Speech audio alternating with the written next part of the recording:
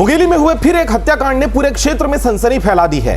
यह दर्दनाक घटना इसलिए भी सुर्खियां बटोर रही है क्योंकि पूर्व विधायक चंद्रभान बारमती के गांव सोनपुरी के पास इस हत्याकांड के मृतक हेमू साहू का शव जवाहर नवोदय विद्यालय के समीप दाबो मुरुम खदान में मिला है। आपको बताएं कि इसी जगह पर कुछ वर्ष पहले भी कई अपराध घटित हुए हैं जिसमें हत्या कर शव को इसी जगह पर फेंका गया था। निसंदेह भोजराम पटेल की अगुवाई में पुलिस महकमा तत्परता से अपराधों के पीछे छुपे अपराधियों को पकड़ने में कामयाब हो रही है। उनके द्वारा जिले में कई ऑपरेशन भी अपराधियों को पकड़ने के लिए चलाए जा रहे हैं जिससे पीड़ित परिवारों को न्याय की उम्मीद भी जगी हुई है। ज्ञात हो एक महीना पहले 28 जुलाई को लोरमी क्षेत्र में 7 वर्षीय बच्चे की झाड़ फूंक के नाम पर हत्या कर दी गई थी और इसी महीने 24 जुलाई को पारिवारिक झगड़े में बेटे ने मां की कुल्हाड़ी से हत्या कर दी थी जिसमें पिता गंभीर रूप से घायल हो गया था। इससे पहले 17 अगस्त को चूड़ी लाइन इलाके में 2 सांडों की लड़ाई में 5 वर्षीय बच्चे को सांडों ने घायल कर दिया था और इसके बाद ही आवारा मवेशियों पर कार्रवाई की मांग उठी थी। वहीं 19 अगस्त को शिक्षक कीर्ति कुमार शर्मा को छात्रा के साथ यौनाचार के आरोप में गिरफ्तार कर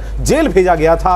ऐसे कई अपराध हैं जो हाल ही के दिनों में मुंगेली जिले में घटित होते देखा गया है। इसी कड़ी में कल यानी 10 सितंबर को हुए हत्याकांड में हेमू साहू शुक्ला भाटा सेतगंगा मुंगेली का निवासी है जिसकी हत्या की खबर लगते ही गांव सहित पूरा जिला दहल उठा। आपको बताएं कि शुक्ला भाटा निवासी हेमू साहू फास्टरपुर में लोक सेवा केंद्र चलाता था। वहीं कुछ समय से शुक्ला भाटा सोसाइटी में कंप्यूटर ऑपरेटर के रूप में भी कार्य कर रहा था। 30 वर्षीय हेमू साहू को गांव के पास ही अज्ञात लोगों ने बेरहमी से पीट कर मार डाला। मामले की जांच फास्टरपुर सेतगंगा पुलिस द्वारा की जा रही है जिन्होंने प्राथमिकी जांच में हत्या की बातें कही है परंतु पोस्टमार्टम रिपोर्ट से पहले हत्या के स्पष्ट कारणों का खुलासा नहीं हो पाया है। जानकारी के मुताबिक आपको बता दें कि 10 सितंबर की रात 10:30 बजे ग्रामीणों को इस घटना की जानकारी प्राप्त हुई। उसके बाद से ही लगातार अपराधी की गिरफ्तारी की मांग के लिए ग्रामीण एकजुट होकर चक्का जाम करते देखे गए। पुलिस ने शव को पोस्टमार्टम के लिए भेजकर चक्का जाम में बैठे ग्रामीण और पारिवारिक लोगों को समझाने की कोशिश भी की परंतु लगातार अपनी मांगों को लेकर चक्का जाम पर वे